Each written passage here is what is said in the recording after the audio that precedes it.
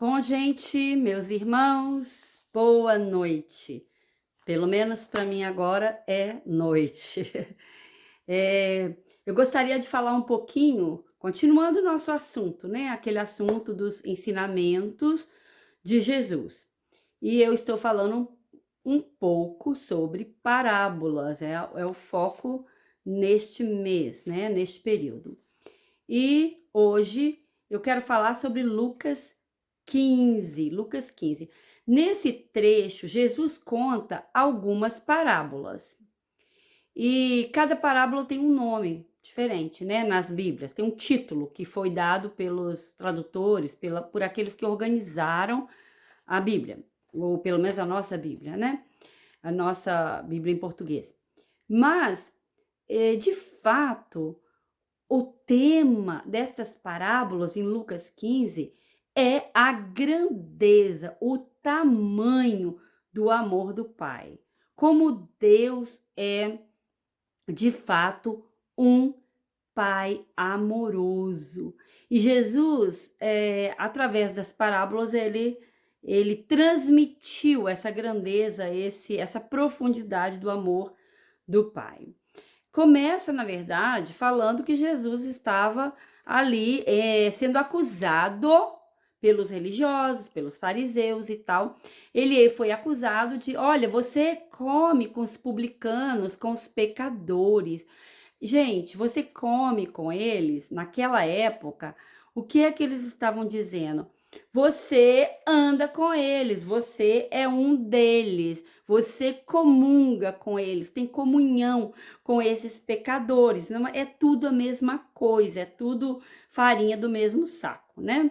Basicamente era isso que eles estavam falando para Jesus. Jesus estava sendo acusado. Então, as parábolas são, na verdade, uma resposta que Jesus estava dando a estes religiosos. Religiosos que andavam, né, atrás de Jesus para pegar alguma falta, para pegar algum furo da parte dele. E, de fato, Jesus fazia festa com os pecadores. A Bíblia mostra ele indo na casa de vários deles, comendo com eles, festejando com os pecadores, homens e mulheres.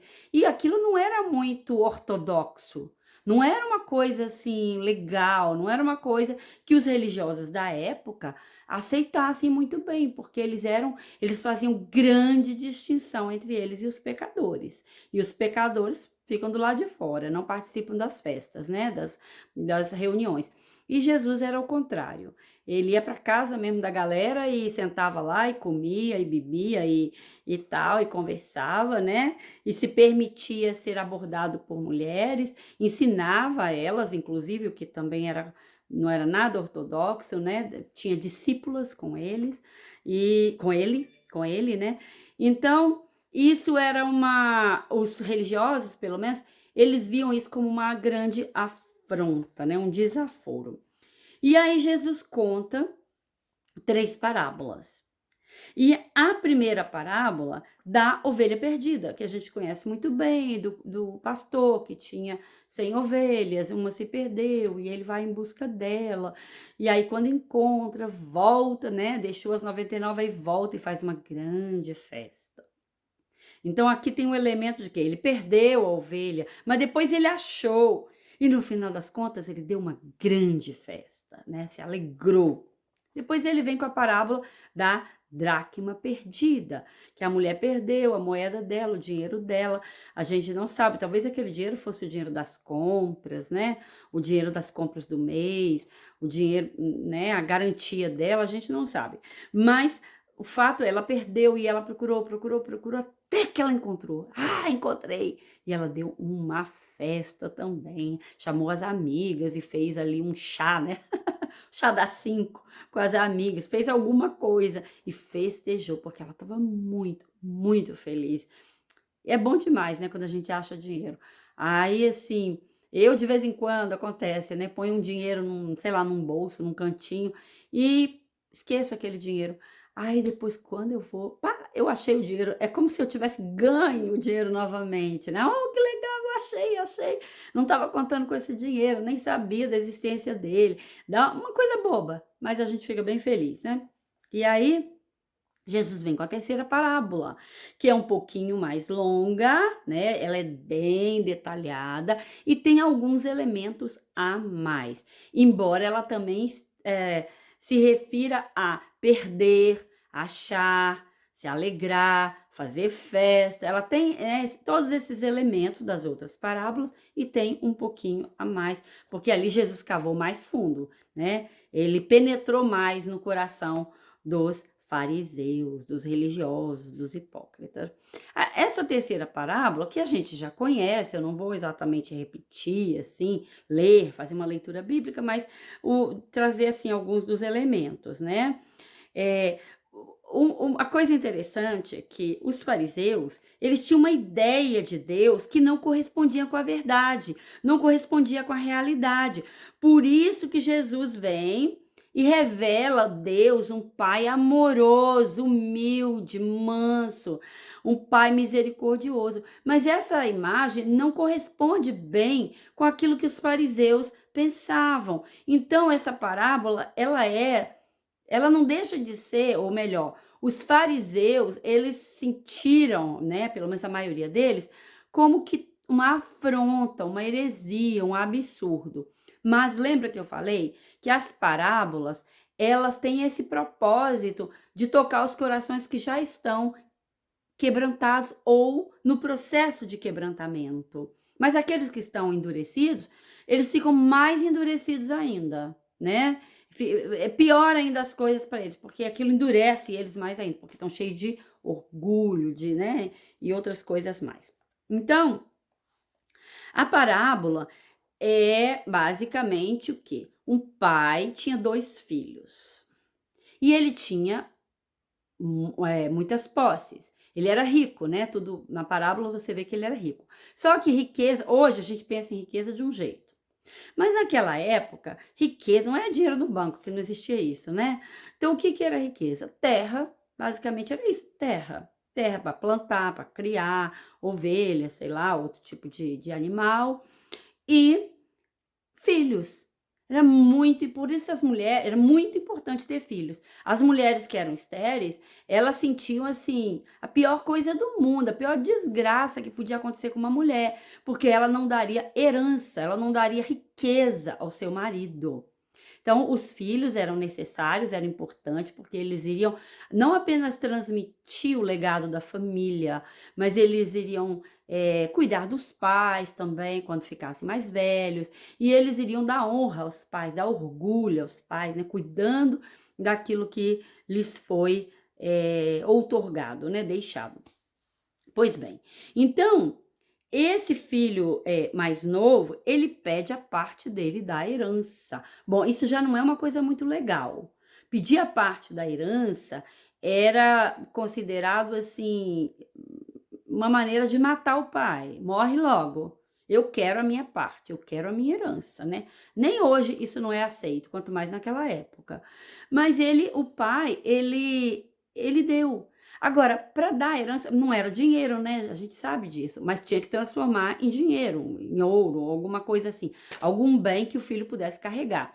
Então, o pai provavelmente, muito provavelmente, vendeu parte das terras. Agora, era o comum, o normal naquela cultura e também em muitas culturas asiáticas até hoje. O filho mais velho, ele ganha bem mais do que os outros filhos. No caso, eram só 2, né? Então, a gente não sabe quanto, mas talvez, vamos aqui supor, o filho mais velho ficaria com 2/3 e o filho mais novo com 1/3. Alguma coisa assim, né? Nessa linha. Aí o pai vende para dar para o filho mais novo, a parte dele. Então, tudo que estava lá, a parte já ficou dividida a herança, o resto agora é do filho mais velho, né? Então, ali era tudo dele já. Só que, é claro, era com, obviamente, o usufruto do pai. Então, o filho mais velho, ele respeitou isso, ele não pegou a parte dele, vendeu, gastou. Não, ele continuou na casa e a herança ele tratou como a posse do pai até o pai morrer. Mas já era entendido que tudo que ficou ali seria do filho mais velho, tá? Guarde isso para você entender o contexto, o enredo dessa história, né. Então, lembra que naquela época também as cidades, as vilas eram muito pequenas, a gente não sabe quantas pessoas moravam ali naquela vila, naquela região, mas eram pouquinhas pessoas, e todo mundo se conhecia. Então imagina como que aquele filho mais novo desonrou aquele pai.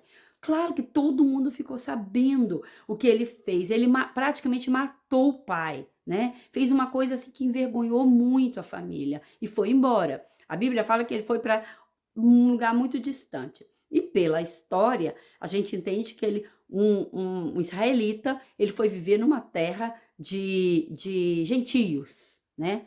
De não judeus, de não israelitas. Tanto que ele foi, chegou um momento da história que ele vai cuidar de porcos, né? Então ele foi para bem longe, ele abandonou o Deus de Israel, ele abandonou a herança, não só a herança do pai, da casa dele, mas a herança do povo dele, da nação dele, do Deus dele, né? Do pai dele. Ele abandonou tudo aquilo, renegou tudo e se mandou com o dinheiro, com a herança dele, né? Então tá. Então a gente já sabe que ele gastou tudo em prazeres, ele era um hedonista, né? Queria o prazer, queria um bom vivant, queria a vida boa e tal. E pensa bem nesse pai, tenta se colocar no lugar desse pai. Ele não apenas se desfez de uma parte dos bens, como ele viu a família dele, de uma certa forma, desmoronando. Porque o filho, ó, se mandou, foi embora com dinheiro. O filho renegou a família dele, né? Desprezou aquela família. E a gente sabe que acontece muitas coisas ruins acontecem, uma fome terrível, muitas muitas situações adversas, e o filho se viu numa situação horrorosa, cuidando de porcos e tendo que comer as frutas, né? Não é as frutas, um tipo de fruto que os porcos comiam, que era algo bem desprezado pelos humanos. Eu já ouvi falar que eram amargos, inclusive, não eram agradáveis ao paladar. E ele foi comer aqueles frutos, porque ele não tinha nada para comer. E a Bíblia fala que ninguém lhe deu nada, né? Foi aí que ele foi pedir emprego nesse lugar onde criava porcos, porque ninguém lhe deu nada. Então ele foi desprezado pelo povo daquele lugar. O lugar que, muito provavelmente, ele gastou a herança dele, né? Gastou tudo que ele tinha, mas aí de repente ele se viu sem nada e ninguém lhe dava nada, foi desprezado ali. E a Bíblia fala que ele se arrependeu. Ele se arrependeu e pensou: puxa, na casa do meu pai, né? Os empregados dele têm muito mais. Então ele criou um plano. Vou voltar, vou me arrepender, me humilhar diante do meu pai e vou pedir a ele para trabalhar, né? Vou pagar o que eu puder, né? Claro que era, digamos assim, impagável, mas ele, pelo menos, ele criou um plano de boa vontade. Eu vou trabalhar, né? Porque aí, né, na casa do meu pai, eu não vou ser, não tô nem pedindo, não vou nem pedir o meu lugar de filho, porque eu sei que eu perdi. Não sou filho mais, mas eu posso ser um funcionário dele, um servo. Eu preciso de casa, comida, e aí eu vou restituindo um pouco daquilo que eu fiz contra o meu pai, né? Vou pagando a ele de volta. Bom, pagar com trabalho, né? Claro. Então, ele faz esse plano e volta para casa do pai dele. A gente não sabe quanto tempo, quantos anos ele ficou longe da casa, né? Aí acontece uma coisa interessante. Ele vem caminhando pelo vilarejo em direção à casa do pai. Imagina, aquele vilarejo, o povo devia odiar aquele menino, né? Ele fez muito mal para aquela família, desonrou aquele pai. Honra no Oriente Médio ainda é uma coisa assim grandiosíssima, muito, muito valorizada. Os filhos não saem desonrando os pais assim, não, sabe? Eles fazem a vontade do pai, mesmo que os filhos, não queiram fazer aquilo, mas eles fazem a vontade do pai porque é uma questão de honra, né? Enquanto o pai está vivo. Pois bem, a Bíblia fala que o pai viu o filho lá longe e saiu correndo em direção àquele filho. Outro detalhe importante. Por que que a Bíblia fala isto? Gente, tudo que está lá escrito tem uma intenção. Por que que Jesus, né, no caso, que contou a história, dá esse detalhe? Nas outras duas parábolas ele não deu muitos detalhes, mas nesta ele dá. Olha, aquilo deve ter deixado os fariseus furiosos, né? Ou quebrantados, alguns, né? Quero crer que alguns dos fariseus se converteram, né, ao longo da história, mas a gente tem a história de Nicodemos e tal, mas a maioria creio que não. Então eles ficaram furiosos, porque primeiro Jesus está retratando ali o filho, esse filho que saiu de casa e não era mais parte da família, né? Renegou sua família. Era como, assim, o filho mais novo. É o filho mais novo. É como, como os gentios, que não são judeus, né? Que estão lá, que comem a comida dos porcos, que são imundos. É assim que o judeu via o gentio, né? Então eu creio que eles entenderam muito bem a mensagem. Agora o pai, ele está falando do pai, um homem honrado, um homem bom, que deu a parte do filho. Ele não era obrigado a dar, mas ele deu. E aí, a Bíblia fala que ele viu o filho de longe. Gente, por que que ele viu o filho? Provavelmente ele ia para aquela janela ou para aquela varanda, não sei, com frequência, olhando na estrada. Um dia, Deus, traz o meu filho de volta. Quantos pais não estão assim clamando pelos seus filhos que se rebelaram e saíram da casa do pai, né, do seio da família, espiritualmente? E os pais estão, Deus tenha misericórdia, estão na janela ali olhando, né? Crendo em fé. Um dia eu vou ver a cabecinha do meu filho lá longe, vindo em minha direção. E assim, suponho eu, era esse pai olhando para o filho. De repente ele vê o filho. E ele faz uma coisa, né, que é absurda. Ele sai correndo. Gente, nenhum patriarca saía correndo, era desonroso. Muito desonroso. Quem saía correndo eram os mensageiros, eles tinham os mensageiros que eles pagavam para sair correndo para levar mensagem para aqui e para ali. O patriarca, ele caminhava de forma honrosa, digna, ele ia caminhando, mas ele nunca corria. Isso é uma coisa horrorosa, indigna, né? Como Davi, lembra Davi? Davi que saiu dançando lá por causa da arca, que a esposa dele ficou injuriada, renegou ele ali. Como você ousa sair se mostrando aí suas pernas, seus tornozelos, seu joelho para as pessoas? Que coisa fez? Não é digno de um rei, isso não é digno de um homem, de um patriarca, de uma pessoa na sua posição. Assim fez aquele pai.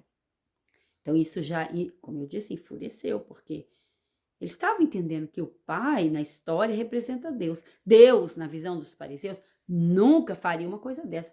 Os fariseus enxergavam Deus como alguém santo, sim, eles tinham esse entendimento, mas austero.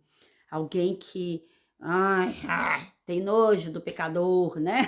Tem nojo do gentio, daquelas pessoas impuras, né? E não chega perto, muito menos Deus vai sair correndo atrás de um pecador, atrás de um filho renegado. Mas a história conta, né? A parábola, Jesus conta o quê? Que o pai saiu correndo. Então ele já cobriu o filho ali com o seu amor, né? Olha, esse aqui é o meu filho, tá protegido. Vilarejo, não venha apedrejar o meu filho, não venha xingar, não venha, né, falar mal dele, porque ele é meu, ele é meu. E aí o filho começa só a falar, mas o pai não dá nem tempo dele terminar. E já manda trazer a melhor roupa. Gente, de quem era a melhor roupa naquela casa? Certamente do pai. Traz a melhor roupa, traz calçado para ele e põe o anel no dedo dele. Esse anel não era um anel qualquer. Era o sinete da família, era o anel que marcava, como se fosse assim, né? Se fosse europeu, ia falar, era o brasão da família. Mas era o selo da família, aquele anel que eles marcavam as cartas, né? A cera quente para selar cartas e documentos. Era o anel que indicava Era a assinatura da família, basicamente. Então o pai falou: olha, esse meu filho ele pode assinar no meu nome. Ele pode assinar em meu nome. Olha, isso é algo assim muito grandioso para o povo daquela época, para quem estava ouvindo a história, né? Aí ele basicamente ele disse: você é filho, você é filho. E essa história, ele está revelando o caráter de Deus. Vai contra todas as pressuposições ali dos religiosos, né? E o que o pai ainda, além de tudo isso, mandou matar o novilho cevado. Em outras palavras, vamos fazer um churrasco, vamos fazer uma festa. Novilho cevado, bom, deixa eu dizer, nós somos aqui de Minas, né? Então, pra gente, carne, fazenda, quando a gente fala de fazenda, a gente pensa assim, aquelas fazendas daqueles riquíssimos, né? Milhares de cabeça de boi. A gente faz churrasco. Carne hoje é abundante, apesar de tudo. Naquela época, a carne não era abundante, não se comia carne todos os dias, era esporadicamente, era muito cara. E ele manda matar o novilho cevado, sei lá quanto pesa um novilho, 300 quilos de carne, não sei, 250, 300, 350. Então não era pouquinha coisa. Provavelmente ele chamou o vilarejo todo, né? Aqueles vilarejos eram pequenininhos, né, gente? 50, 100, 150 pessoas. Era assim as vilas, né? Os lugares, as cidadezinhas. Chamou todo mundo, suponho eu, né? Para fazer a festa, porque ele queria honrar o filho e que toda a comunidade soubesse que aquele jovem estava ganhando novamente o lugar de filho naquela casa, né? Não de servo, mas de filho. E aí ele manda não só, né, comida e tal, música, festa, né? Traz os cantores, os músicos, vamos ter festa, vamos ter dança, vamos ter, né? Por quê? A família está novamente junta. A família, eu tenho agora os meus filhos. A coisa que o pai mais quer é isso, filhos. Filhos. O pai do céu, ele quer isto, filhos, né? E por isso ele se alegra tanto, porque quando um perdido vem para casa, porque mais filhos chegando para a família. E tá, então, igual as outras parábolas, né? Tava perdido, foi encontrado, alegria e festa. Mas aqui Jesus ele continua essa história falando o quê? Que o filho mais velho estava no campo, sei lá, estava trabalhando, né? Ralando lá. Quando ele chega e ele pergunta o que tá rolando aí? E aí contam para ele que o pai dele fez, que o irmão dele voltou e tarará, tarará. Ele empaca. Ele fica chateado, ele não vai pra festa, ele fica lá do lado de fora, o pai sai, vai falar com ele, vai arrazoar com ele, né? Meu filho, mas o seu irmão estava perdido, ele foi encontrado. Gente, o que o pai queria? O pai queria que o filho mais velho, que estava ali lado a lado com ele, pensa bem, filho mais velho, olha os recados que Jesus tá dando. Quem, assim, em termos de povos, né? Da igreja. Quem é filho mais velho? O judeu, o israelita. Ele é o filho mais velho, né? E é claro, o verdadeiro filho mais velho, perfeito, é Jesus. Porque o israelita, o judeu, ele falhou como filho mais velho também, né? Assim como esse filho da história. Então, por isso Deus mandou Jesus para ser o filho mais velho perfeito. Mas, na história que Jesus está contando, para aquela turma, né? Aquela galera ali que tá ali ouvindo. O que ele diz? Olha, ele diz pro filho mais velho dele, né? Venha comigo, fique lado a lado, né? Claro, tô parafraseando, mas era isso que a intenção era essa. Venha, entra pra festa, dance comigo, fique lado a lado, vamos receber o seu irmão, porque você é o filho mais velho, você é o meu braço direito, né? Aí o filho mais velho, ele fala, puxa, velho, ele vai reclamar. Puxa vida, esse meu irmão, esse teu filho, ele gastou tudo e eu não, eu tô aqui, olha, eu tô trabalhando que nem um escravo. E você não me dá nem um nadinha de nada, nem um pouquinho de carne para mim me alegrar com meus amigos. E agora teu filho perdido chegou e você mata o novilho cevado. E esse novilho cevado devia ser muito importante, né, para aquela turma. E tal. E como é. Gente, o filho. Aí o pai fala: Meu filho, mas você tá aqui comigo. Tudo que é meu é seu. Tudo que é seu é meu. Como assim? Ele estava na casa do pai, mas ele estava tão perdido quanto o seu irmão. O seu irmão era aquele pecador lascado mesmo, né? Hedonista, pecador grosso, né? Que foi para o mundão, bebeu e ele foi acusado até de andar com prostitutas, né? Então foi aquele pescador, pecador lascadão mesmo. O irmão mais velho era tão pecador quanto, só que ele era refinadinho, ele era o religioso, aquele que até vai à igreja, até, né, se diz lá, eu sou crente e tal, mas ele tá tão perdido quanto o outro. Então, é a história de dois filhos perdidos. Um pai amoroso e dois filhos perdidos. E aí, o pai vai falando com o filho mais velho, e o filho mais velho ele não age como família, ele nunca se sentiu família, entendeu? Ele tá na casa, mas ele age como servo. Naquele pensamento, ele não fez igual o irmão mais novo, ele não desonrou o pai. Mas assim, o dia que meu pai morrer, aí eu boto a mão na herança. Aí eu vou fazer o que eu quero. Mas enquanto eu tô aqui, eu sou um servo. E tô cuidando das coisas do meu pai, que não me dá nem um pouquinho de carne para me fazer uma festinha com meus amigos. Olha só, né? Então, ele se via como um servo, um escravo. Mas tudo que o pai queria era ele lado a lado com ele. Venha cá. Abra as portas da casa para o seu irmão e vamos festejar. E a história não tem um final feliz. Ela não diz se o filho entrou, se não entrou, se abraçou o irmão, se não abraçou. Olha, parece que não. Parece que Jesus estava falando ali com o povo de Israel mesmo. Olha, né? Vocês falharam como irmãos mais velhos. E, na verdade, Jesus está mostrando o caráter de Deus, o coração amoroso dele. Um Deus que se humilha, um Deus que corre, um Deus que nos, entre aspas, persegue com seu amor. Por isso, pais que têm filhos desviados, não se desespere, porque Deus é perseverante. E olha, ele vai correr atrás do seu filho, vai correr estrada fora, vai, como aquele pai, né?